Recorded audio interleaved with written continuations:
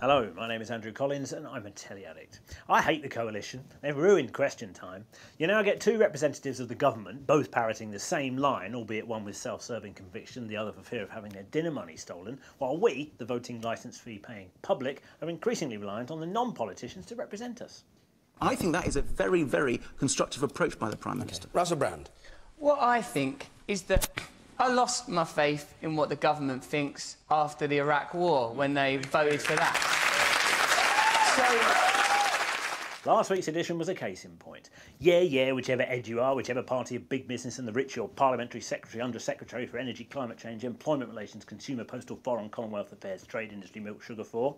Let's hear from someone who cares. They believe that if they bring about the apocalypse, they will bring to Earth the sheer Messiah. That's the people you're dealing with. It was a rare must-see edition, as you can see. Loathe her or loathe her some more, Melanie Phillips is passionate about the fever dreams she believes in, as is Russell Brand.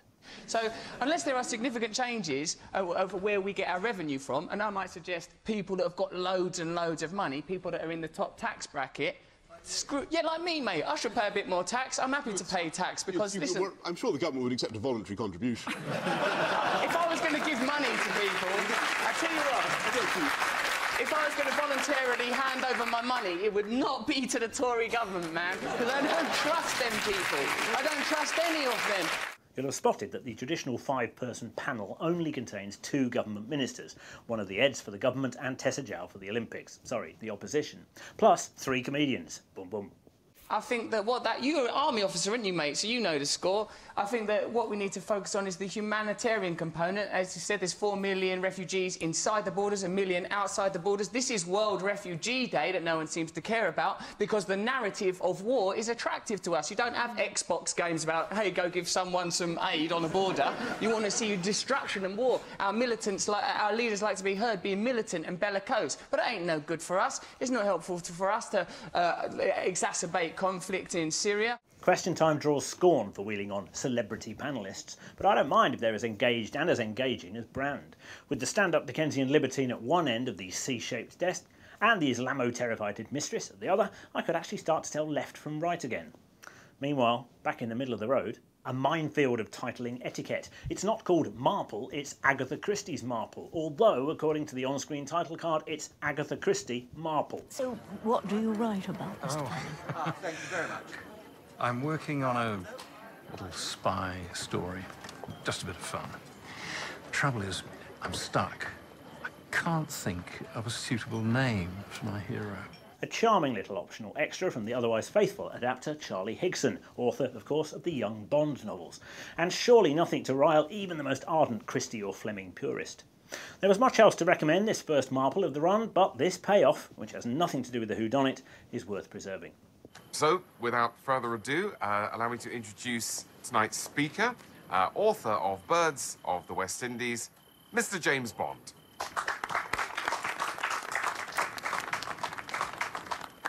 Thank you. My name is Bond, James Bond. And tonight I'd like to tell you just a little bit about some of the fascinating birds to be found here. We middlebrow Sunday night TV viewers must be allowed a little bit of fun. Unfortunately, thanks to the 2-hour murder mysteries, we are currently enduring something of a terrestrial pile-up between 9 and 10, with Marple on ITV, The White Queen on BBC One, and The Returned on Channel 4 at the same time. Of the three, this is the one that now has me thinking about it all week as I eagerly await the next episode. 3 episodes in, I felt it an opportune moment to return to The Returned. The simplicity of an alpine town revisited by a seemingly random assortment of local dead is matched by a complexity of emotion that you can say is peculiarly French if you like. I'll stick with peculiarly good. Here's deceased Simon in episode 2, visiting the town's mediathèque. What do you mean where you live hasn't got one? To see his corporeal fiancée who believes him to be all in her mind.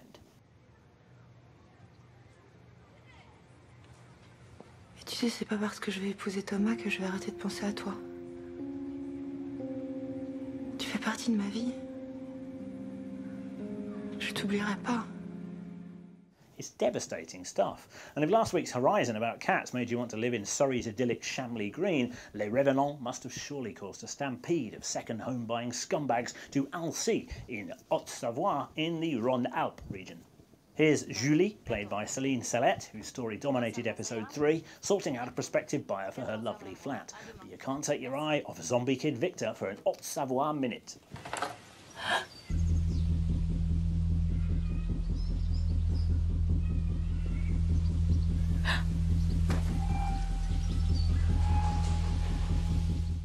The pulsing, spine-tingling soundtrack is by Glasgow distorto rock quintet Mogwai, whose overground moment has belatedly come.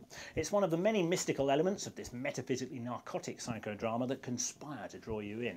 I'll keep off the plot for anyone who's catching up, but all episodes are on 4OD and, well, vive la France. The Americans on ITV opened big with a superb pilot, but for me slumped to merely ho-hum for its first couple of regular episodes, despite the zingy new opening credits. But I have to say, despite some lingering niggles about our early 80s undercover KGB couple's travel agency cover and some Jeremy Beadle standard disguises, matters picked up immeasurably in episode 4, not least because this happened. Still waiting on him, sir. Get in the vault. The president's been shot. Let's go, people. Right now. Come on.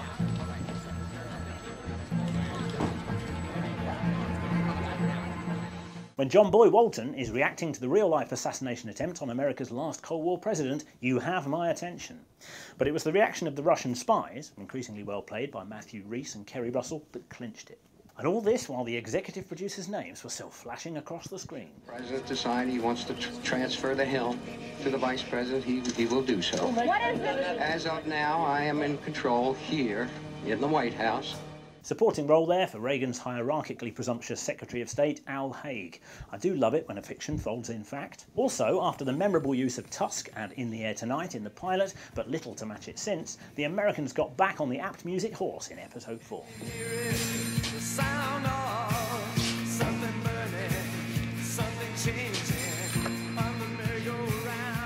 Hello? Hi, it's Steve. Hi, Steve. What can I do for you? I need the Vice President's office, Deputy Chiefs of Staff. Pictures on my wall by Echo and the Bunnymen from 1980 debut Crocodiles. Just when I thought I was out, they pulled me back in by the hem of my raincoat. No inducement required for the third and final series of the Borgias on Sky Atlantic. Creator Neil Jordan had planned 4, but there was an unexpected cathedral in the budgeting area. Still, never mind the White Queen, bring on the Red Pope. At the end of season 2, we left Jeremy Irons' Machiavellian Pope Alexander for dead. Having made more powerful enemies than Ed Snowden, it was an incident waiting to happen. From this historically dubious but narratively effective cliffhanger, a sort of ecclesiastical Who Poisoned JR, we find the pontiff looking mortally fallible.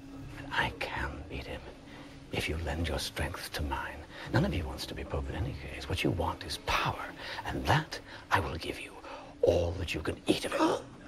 Your Holiness. Water. Not holy water now! Your Holiness.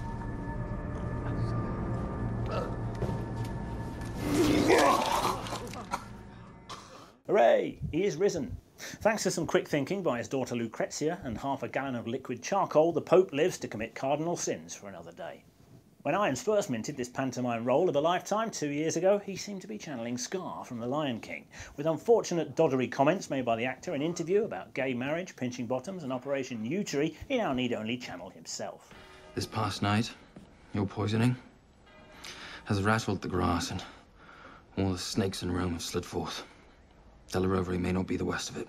Well, then who did it? Caterina Sforza.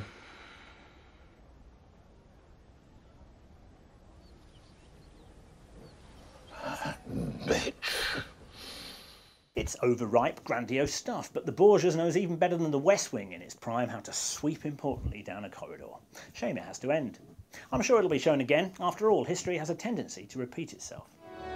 For in the final analysis, our most basic common link is that we all inhabit this small planet. More fiction folded into fact, or at least that's how Oliver Stone's powerful enemies would have it. I prefer to see Oliver Stone's Untold History of the United States as a personal journey through events. The clue was in the title. And in the final episode of 10, he actually addressed us, as if at a town hall meeting, or perhaps church service. Tell you what, I'll be the choir, preach to me.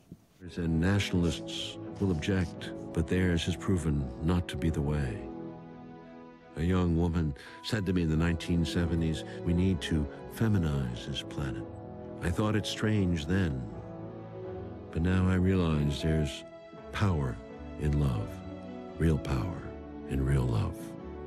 Let us find a way back to respect the law, not of the jungle, but the law of civilization by which we first came together and put aside our differences to preserve the things that matter.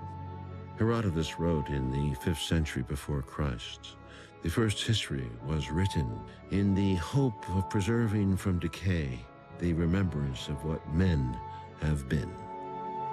And for that reason, the history of man is not only one of blood and death, but one also of honor, achievement, kindness, memory, and civilization. There is a way forward by remembering the past. And then we can start, step by step, like a baby reaching for the stars.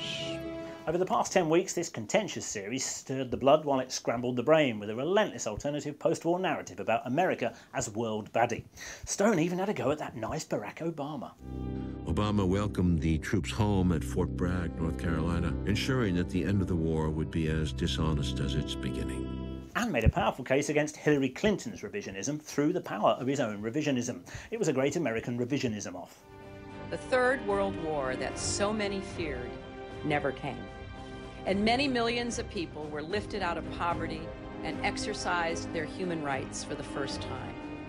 Those were the benefits of a global architecture forged over many years by American leaders from both political parties. It would be difficult to find and ask the millions killed over many decades of American interference in their countries what they thought. Where's Russell Brand when you need him? That's the wrong way to handle the situation. We have to reach out to people compassionately, then we have a chance of achieving a solution. And so would you would you like decriminalisation of all drugs? Mate, Mr. Sir David, I don't like Just David will do. David, I don't like to get drawn on that. Don't worry about it. Poor Sir David has had to refer to the programme he's presented since CFAX was cutting edge as #BBCQT. He's only just got his head round giving out the email number. Don't have nightmares.